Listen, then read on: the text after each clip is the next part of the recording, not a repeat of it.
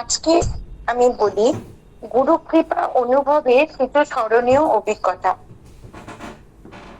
2021 সালে পরম পূজ্য স্বামী শিবানন্দ বাবা যখন কলকাতার কালিন্দিতে শ্রদ্ধেয় দিলীপ সেন দাদার বাসভবনে আগমন করেছিলেন, তখন আমি তার দর্শনের উদ্দেশ্যে সেখানে উপস্থিত হই।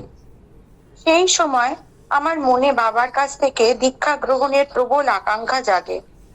বাবা আমাকে দীক্ষা দেওয়ার জন্য সম্মতি জানালে আমি তার সম্মুখে বসি, কিন্তু দীক্ষার সূচনাতেই তিনি সস্নেহে বললেন, তোমার তো দীক্ষা হয়ে গেছে, তুমি সদ্গুরুকে লাভ করেছো, তুমি কৃষ্ণ মন্ত্র পেয়েছো। আশ্চর্যের বিষয়, আমার পূর্ব গুরুদেব যে মন্ত্র আমাকে দিয়েছিলেন, বাবা সেই মন্ত্রটি অবিকল বলে দিলেন। এরপর তিনি আমাকে আরো দুটি মন্ত্র জপের জন্য প্রদান করে বললেন, যতটা সম্ভব বেশি করে জপ করে যাবে, জপের মহিমা অপরিসীম। সেই মুহূর্তে আমি অনুভব করেছিলাম তিনি এক উচ্চ কোটির মহাপুরুষ। তার দিব্য দৃষ্টি ও অন্তর্যামী শক্তির পরিচয় সেদিন আমি গভীরভাবে উপলব্ধি করেছিলাম। এরপর 2022 সালে আমি গুরুতর অসুস্থ হয়ে পড়ি। আমার কোমরের নাম্বার 3 এবং নাম্বার 4 ডিস্ক হার্নিয়েশন ধরা পড়ে এবং আমাকে নার্সিং হোমে ভর্তি হতে হয়। ডাক্তার জানিয়েছিলেন আমাকে যে কোনো উপায় নেই, অপারেশন করতেই হবে।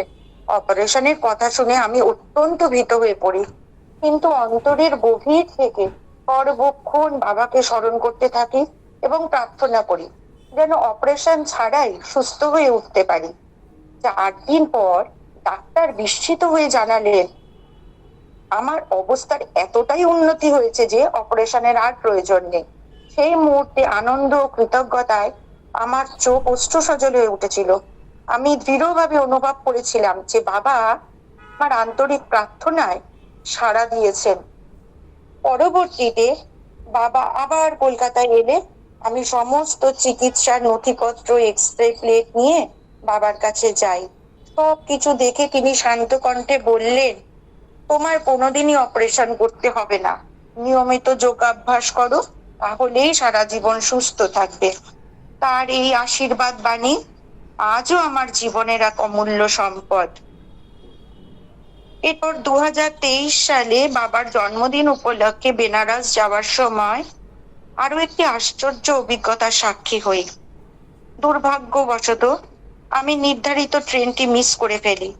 সাধারণভাবে এমন পরিস্থিতিতে গন্তব্যে পৌঁছানো অত্যন্ত কঠিন, কিন্তু আমার মনে তখন একটাই অটল বিশ্বাস ও তীব্র আকাঙ্ক্ষা, যেভাবেই হোক আমাকে বাবার কৃপায় বেনারস পৌঁছাতেই হবে।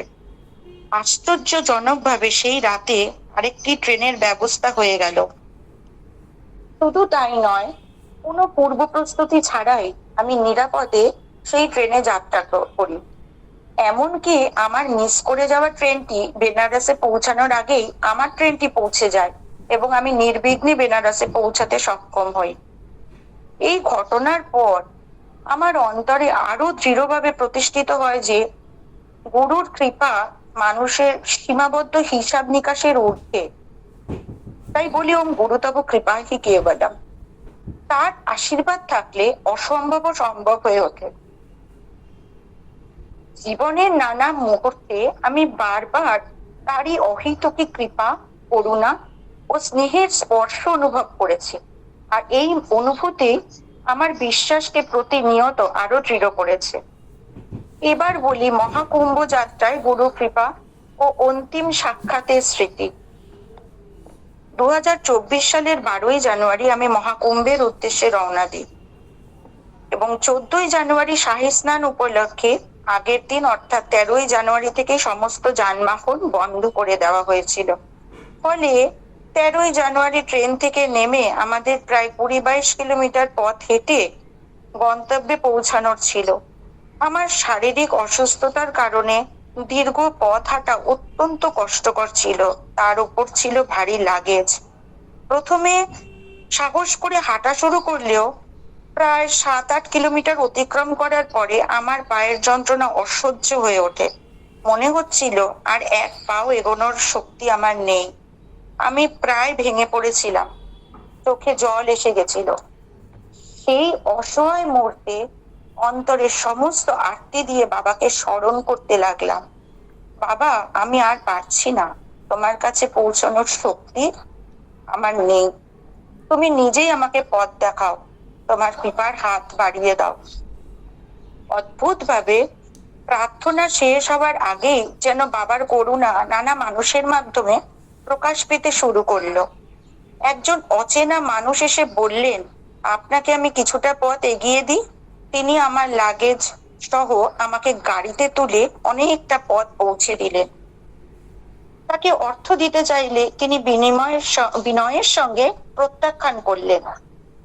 আবার কিছুটা পথ হাঁটার পর যখন ক্লান্তিতে অবসন্ন হয়ে পড়লাম, তখন হঠাৎ আরেকজন এসে সাহায্যের হাত বাড়িয়ে দিলেন। আমার সঙ্গে দীপা সুতপা ছিল, তারাও আমার লাগেজ বহনেও আমাকে সাহায্য জোগাতে সর্বতভাবে সাহায্য করেছিল। শেষে শুভময়দাকে ফোন করলে শান্তনু ভাইকে গাড়ি নিয়ে আসে এবং তার সহযোগিতায় আমরা নিরাপদে বাবার সান্নিধ্যে পৌঁছতে সক্ষম হই। বাবার দর্শন মাত্র আমি তার চরণে লুটিয়ে পড়েছিলাম। সমস্ত ক্লান্তি, যন্ত্রণা ও অবসাদ যেন শ্রীচরণে সমর্পণ করে দিয়েছিলাম।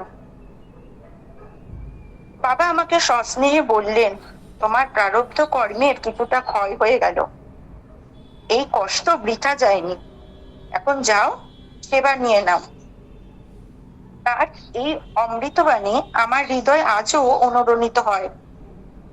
সেদিন উপলব্ধি করেছিলাম গুরুর পথে চলার কষ্ট ও তারই করুণায় আত্মশুদ্ধির এক সাধনা হয়ে ওঠে। মহাকুম্ভে বাবার ছত্রছায়ায় কাটানো প্রতিটি মুহূর্ত আজও আমার জীবনের শ্রেষ্ঠ সম্পদ। সেই কয়েকটি দিন যেন এক অনির্বচনীয় আধ্যাত্মিক আনন্দের সাগরে নিমজ্জিত থাকার সৌভাগ্য এনে দিয়েছিল।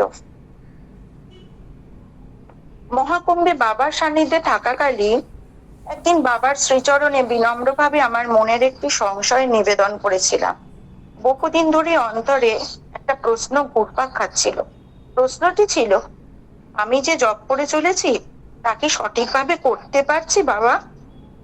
আমার এই আন্তরিক নিবেদন শুনে বাবা তার চিরপরিচিত সেই স্নেহময় দৃষ্টিতে আমার দিকে তাকিয়ে অত্যন্ত শান্ত আশ্বাসপূর্ণ কণ্ঠে বললেন, হ্যাঁ, তোমার জপ ঠিকই হচ্ছে।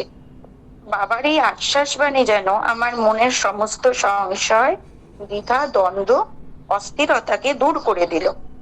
সেই একটি বাক্য আমার কাছে কেবল একটি উত্তর ছিল না, ছিল গুরুকৃপার প্রত্যক্ষ স্পর্শ, আর ছিল সাধনার পথে অবিচল থাকার এক দিব্য নির্দেশ।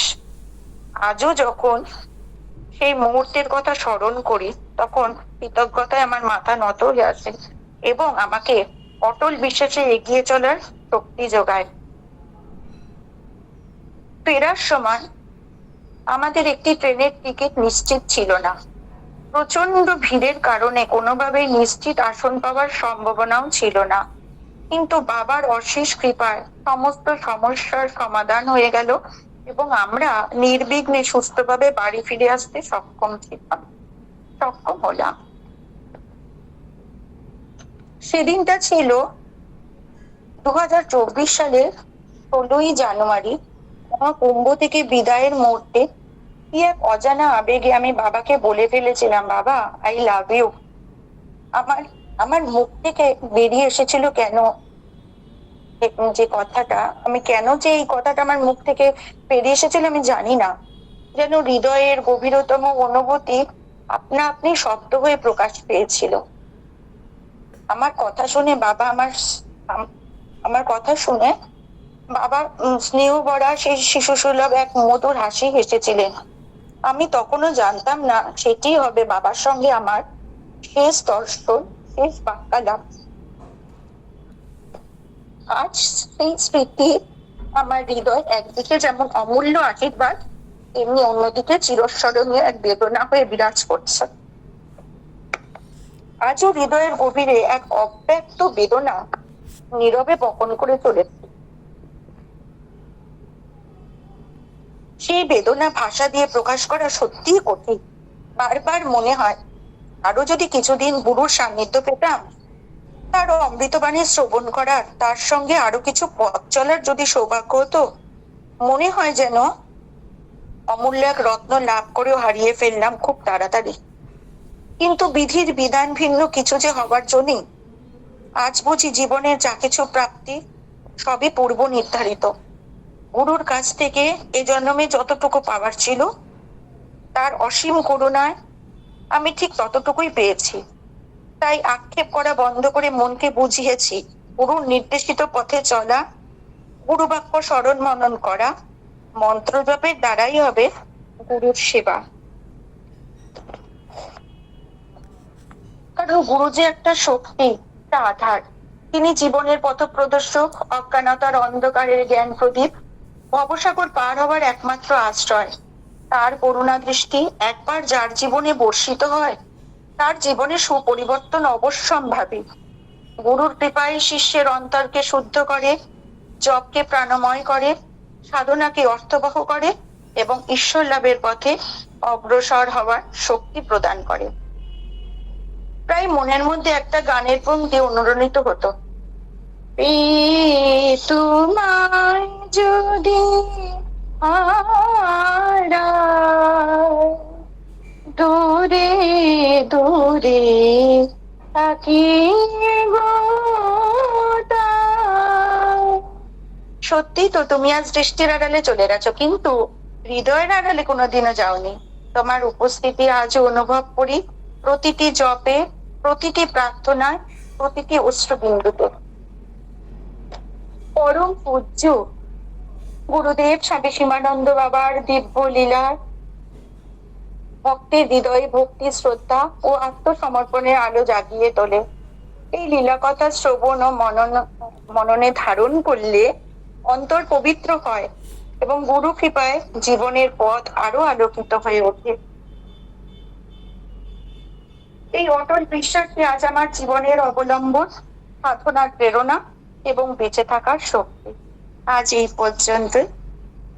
জয় গুরু, জয় শিবানন্দ বাবার জয়। ওম হরি ওম তৎসৎ। শিব গুরু নারায়ণ সমর্পয়ামি। প্রণাম প্রণাম।